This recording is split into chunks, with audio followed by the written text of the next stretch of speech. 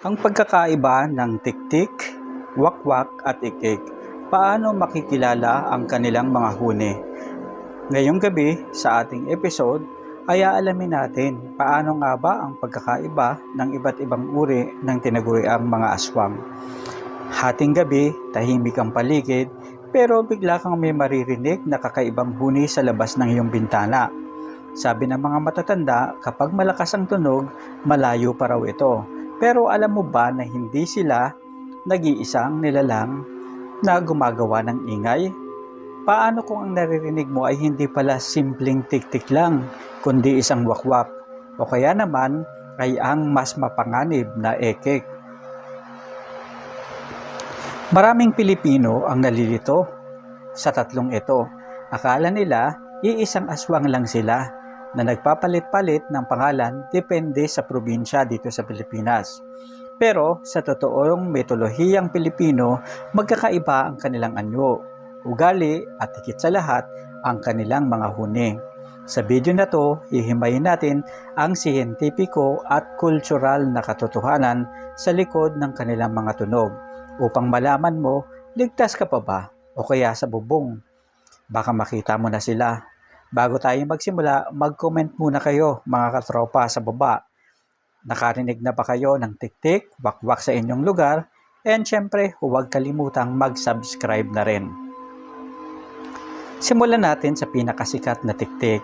Ayon sa paniniwalang Pilipino, ang tik-tik ay hindi mismo aswang, kundi ito ay isang scout o alagang ibon ng mga aswang.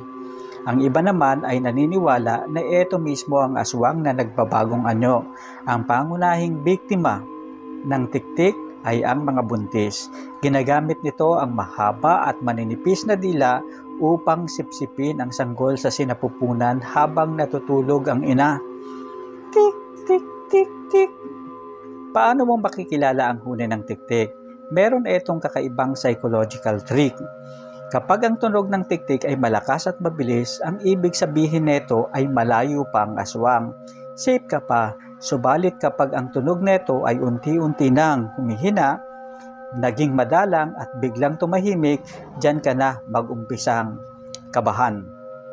Dahil ang kahulugan niyan sa alamat, ang aswang ay nasa itaas na mismo ng inyong mga bubong o kaya ay nasa likod mo na.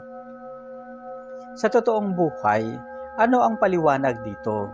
Ang anthropology ay naniniwala na ang huni ng tik-tik ay nagmula sa mga nocturnal bird tulad ng nightjar.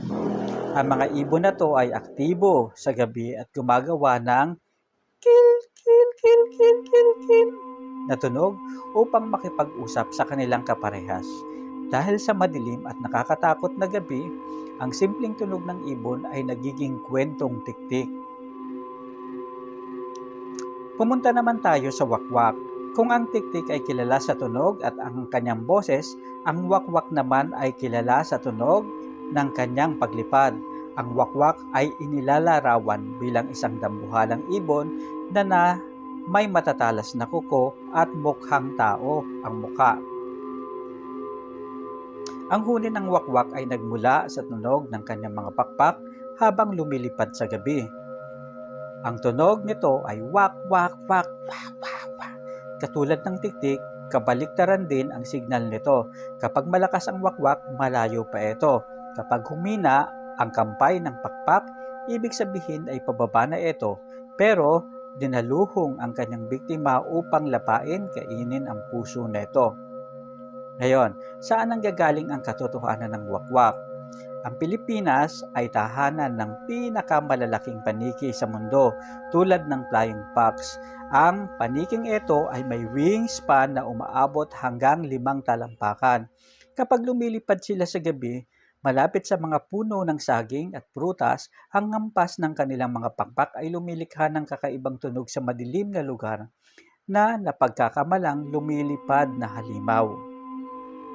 Ngayon, ang ikatlo na madalas makalimutan ngunit kinatatakutan sa ilang bahagi ng Visayas at Mindanao ay ang ekek.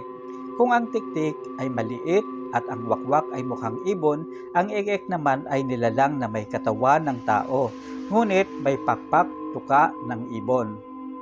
Ek, ek, ek, ek, ek, ek. Ang huni ng ekek ay parang sumisigaw ng sarili nitong pangalan. Ek, ek, ek, ek. Ngunit may mas matinding katangian ng ekek. Ayon sa alamat, ang ekek ay hindi gumagamit ng dila tulad ng tiktik. Ginagamit nito ang kanyang matigas at matalas na tuka upang butasin ang bubong ng bahay at direktang dambahin ang natutulog na biktima. Ang tunog ng ekek ay madalas ding ihalintulad sa isang nakakatakot na tawa na tila ba tinutuya ang kanyang biktima bago niya ito atakihin. Ang siyentipikong paliwanag naman sa ekek ay ang huni ng mga barns o owl o mga kuwago.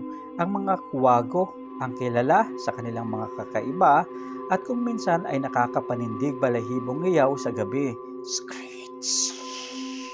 Na hindi katulad ng normal na huni ng mga maliliit na ibon. Para sa ating mga ninuno na walang kuryente noong unang panahon, ang hiyaw na iyon ay tunog ng isang halimaw na naghahanap ng mapapatay. Ngayon, kapag sinabi mo na ang tiktik, tunog nito tik tik tik tik. Babala kapag malakas, malayo, kapag mahina, malapit na.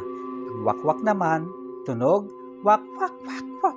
Tunog ng pakpak, babala, papalapit kapag humihina ang tunog. Ang ekek naman, tunog ek ek ek ek ek. Parang tawa o tuka, babala, senyales ng agresibong pag-atake. Okay, para sa mabilisang gabay, narito, tandaan mo kapag naglalakad ka sa madilim na kalsada at natutulog sa probinsya, ang tiktik ay parang orasan na mapanlinlang sa distansya. Ang wakwak naman ay may malakas na hampas ng pakpak na unti-unting nawawala kapag bumababa na sa lupa. At syempre, ang ekek ay ang matalas na tunog ng tuka at tawa na nagbabadya sa agarang panganib. Ito na mga katropa, ang gabi ay puno ng tunog na hindi natin maipaliwanag. Maaaring ito ay isang simpleng ibon, isang malaking paniki, o kaya naman ay isang kwago na naghahanap lang ng makakain. Ngunit sa kulturang Pilipino, ang mga tunog na ito ay nagpapalala sa atin na hindi tayo nag-iisa sa dilim. Sa susunod nating episode, tatalakayin natin ang isa sa pinaka-mandidiring aswang, ang balbal. Ang nilalang na ito ay hindi pumapatay ng buhay, kundi nagnanakaw ng bangkay. Sa mga burol, nakaranas ka na ba ng kakaibang amoy habang nasa lamay? Baka hindi lang yan basta amoy. I-like ang video na to, mag-subscribe at mag-ingat sa tunog na narinig ninyo gabi-gabi. Hanggang sa muli, sa susunod nating episode, balbal. Ayan. Ano nga ba ang balbal? Ano nga bang klaseng aswang ito? So, panoorin nyo and mag-subscribe na rin kayo para sa susunod nating episode. Yan ang pagkukwentuhan natin. Hanggang sa muli, maraming salamat. Paalam.